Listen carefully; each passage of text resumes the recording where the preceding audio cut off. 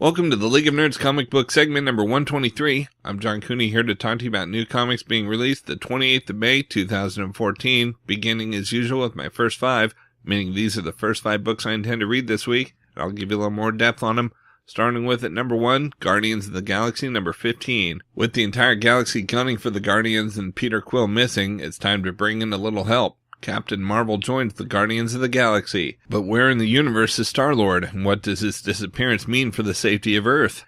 Executive editor Mike Martz explained what Captain Marvel brings to the team. Quote, Captain Marvel has been around for a long time. She's been with the Avengers, the X-Men, and even the Shi'ar. So she's a true veteran in every sense of the word. She's as much a veteran with terrestrial matters as she is in outer space, so she brings a wealth of knowledge. At the same time, you wonder how someone so poised and experienced would react to a misfit ragtag team like the Guardians with all their quirks and attitudes. Close quote. And when asked about the challenges ahead for the team, Martz responded, quote, there will be several. A lot of people may expect Jason to be the primary antagonist for the Guardians, but once they deal with that threat, there's going to be several others all coming simultaneously. Readers will see that in issue number 15, each of the Guardians will be dealing with a huge, important antagonist, and honestly, they're all going to be fending for themselves. It's a very dangerous time to be a member of the Guardians of the Galaxy. Close quote. At number 2, we've got Batman number 31. The second chapter of 0 Year Savage City reveals an entirely new Gotham City. Unraveling the mysteries set forth by the Riddler, Batman must learn to work with his new ally, Lieutenant Jim Gordon, and do whatever it takes to survive. Series writer Scott Snyder shared his excitement for the issue. Quote, in 31, he makes his own suit. It's one of my favorite scenes, actually, because Riddler is challenging the city, and he's like, isn't your mascot the Knights? Who's out there that challenges me? I dare you, go fly your colors. And as he's saying this, you see Batman spray painting a bat on a gray t-shirt. You see him picking out gloves, and he finds purple ones, and he's like, ah. You'll see him go into that suit that you saw him wear in the very first issue of 0 Year in the cold open. Close quote. He went on to say, quote, I will absolutely say that I believe it's one of our best issues on Batman. I never say that when I don't mean it. I've said it about maybe 5 issues since we started. I really believe that this and 33 are 2 of our best. Not that 32 is a stinker, but this is one of those issues where everything comes together and it has some of my favorite moments in the series. You're going to get one splash on page 7 that I think if I ever get one original art page from Greg Capullo, this will be the page I try and buy or ask for. Close quote. At number 3, we've got Serenity Leaves on the Wind, number 5 of 6. Mal, Jane, and River have infiltrated an Alliance facility that's home to more victims just like River, except, unlike her, they'll never be rescued. Now that Mal and crew are in, the problem has become getting out, because Zoe still needs to be rescued and the Alliance is out for blood. Editor Scott Alley spoke about the cover for this issue and the passion of the Browncoats. Quote, they love a TV show that had 1 season about 10 years ago and a movie, and the cast all remains good friends and love this property. This Jane cover by Dan Dos Santos, when Dan was having a hard time getting the likeness right in the expressions, that angle, Adam Baldwin, who played Jane, he took a picture of himself, emailed it to me, and it enabled Dan to really nail the likeness. We're all in this together. People who love the show, Browncoats get together and raise tons of money for charity. It's a really positive experience, a really positive group of people, from Nathan Fillion to the little baby I saw at New York Comic Con this fall wearing a Jane cap. I don't think this is a fandom that needs to hang up their geek. Close quote. However, when considering the comic's modest sales, Alley says, quote, I don't know. The Browncoats are a passionate bunch. We do get a great following. I think Serenity collections sell even better than Buffy collections, even though in the greater world, probably Buffy has more fans. I'm shocked sometimes. I'll be at shows and a Browncoat will walk up and say, there's Serenity comics? Our niche industry needs to do a better job of getting the word out there. Close quote. At number 4, we've got Thanos Annual number 1. Jim Starlin returns to Thanos, and he's brought Infinity Gauntlet artist Ron Lim with him. Thanos must face Mephisto, his future self, the Avengers, and more. Learn how a devastating defeat in Thanos' past set events into motion that will redefine the Marvel Universe in the near future. A prequel to the upcoming Thanos the Infinity Revelation original graphic novel. Marvel editor-in-chief Axel Alonso said, quote, Jim Starlin and Ron Lim, the team that brought you the classic Infinity Gauntlet, are reuniting in Thanos Annual to tell a brand new story that paves the road to Starlin's upcoming Thanos original graphic novel. If that's not essential reading in a year when Marvel Comics is bridging the gap to the cosmos, I don't know what is. Close quote. At number 5, we've got Nightwing number 30, final issue. The Bat family is forced to face the brutal aftermath of Forever Evil, but after everything they've been through, can they stand together? Forever Evil writer Jeff Johns spoke about the fallout for Nightwing. Quote, "Forever Evil is this dark point for me as far as where the characters are struggling, and the Justice League hasn't been as galvanized as they should be, which is why the Crime Syndicate was able to do this, and the consequences are very dire, and Batman is going to have to come face to face with it, with Nightwing and what happened to him, and what he's going to have to deal with, and the repercussions of that across the DC Universe. And really, for Forever Evil and the things that happened with Nightwing, Batman, and Lex Luthor, and everyone else in Forever Evil, for me it's kind of like the end of one arc and the next arc beginning, all about turning a corner for the Justice League and the other characters, and Nightwing's revelation and the repercussions of that is going to be something that plays into that." Close quote. Rounding out the top 10 at number 6, we've got Thief of Thieves number 21. The first casualties on the new crime war mount up, plus learn why they call him Lola. At number 7, we've got Batman Eternal number 8. Is Stephanie Brown an assassination target? At number 8, we've got Marvel's Guardians of the Galaxy Prelude number 2 of 2. Get ready for Marvel's Guardians of the Galaxy with this all-new adventure starring Rocket Raccoon and Groot. It's the first Marvel Cinematic Universe comic appearance of your new favorite duo, Rocket Raccoon and Groot, written by your other favorite duo, Dan Abnett and Andy Lanning. The bizarre bounty hunters may literally be from two different worlds, but when their latest gig takes a deadly turn, they'll show everyone why those who underestimate them end up on the wrong end of a blaster. You want to brag to everyone that you knew all about Rocket and Groot before they did, so read this first. At number 9, we've got Superman 31. Superman Doomed continues as Superman continues to change. Plus, Lois's psi powers spike again as we see the looming shadow of Brainiac. And at number 10, we've got Ms. Marvel number 4. Marvel's breakout hit, Ms. Marvel, continues as Kamala Khan discovers the dangers of her newfound powers, and unlocks a secret behind them as well. Don't miss the boldest and adorablest hero to make her Marvel debut. For the best of the rest from DC Comics, we've got Catwoman number 31. The race of outlaws heats up as Catwoman takes on Central City, but the hometown advantage may favor the rogues.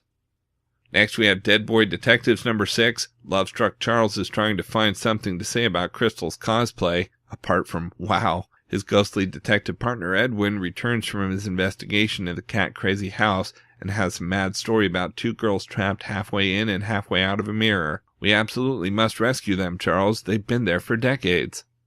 We've also got The Girl Who Played with Fire hardcover. In this new graphic novel adaptation of the second of Stieg Larsson's international blockbuster thrillers, Mikhail Blomkvist, publisher of the magazine Millennium, is preparing to run a story that will expose an extensive sex trafficking operation. But on the eve of its publication, the two reporters behind the article are murdered, and the fingerprints found on the murder weapon belong to his friend, the troubled hacker Lisbeth Salander. While Blomkvist tries to clear Salander's name, Salander herself is drawn into a deadly game of cat and mouse that forces her to face her dark past.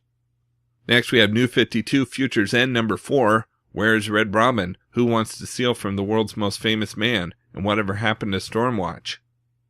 We've also got Secret Origins number 2. Batman headlines the second big issue of Secret Origins, which also features the New 52 origins of Aquaman and Starfire. And we've got Suicide Squad number 30, final issue. In the ashes of Forever Evil, Argus and Task Force X leader Amanda Waller must face the consequences of her failure to protect the United States from the crime syndicate. From Marvel Comics, we've got Avengers number 30, an original Sin tie-in. What did he see? Next, we have Fantastic Four number 5, The Fall of the Fantastic Four Part 5, supersized issue. The Baxter Building is quarantined and shut down. The Fantastic Four held accountable for the destruction in Manhattan, a major turning point for the team and a dire blow to the family. The trial of the century featuring an all-star roster of guest artists. We've also got Giant-Sized Spider-Man number 1. Young Peter Parker is the high school bully's favorite target, but all that changes the day a science experiment goes wrong and Peter begins to transform.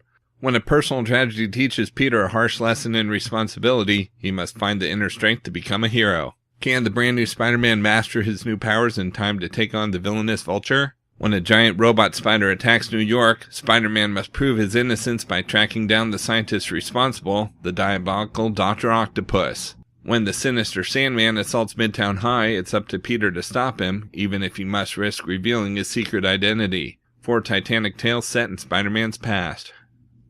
Next we have Inhuman number 2. New Inhumans are transformed every day as the Terrigen mists spread around the world. Queen Medusa finds herself face to face with Captain America, and it doesn't go well. Who is Lash, and what does he want with the New Inhumans?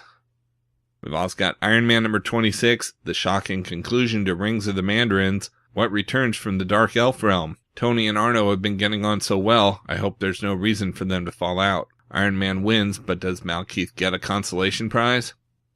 Next we have Mighty Avengers number 10, another original Sin tie-in. What did he see?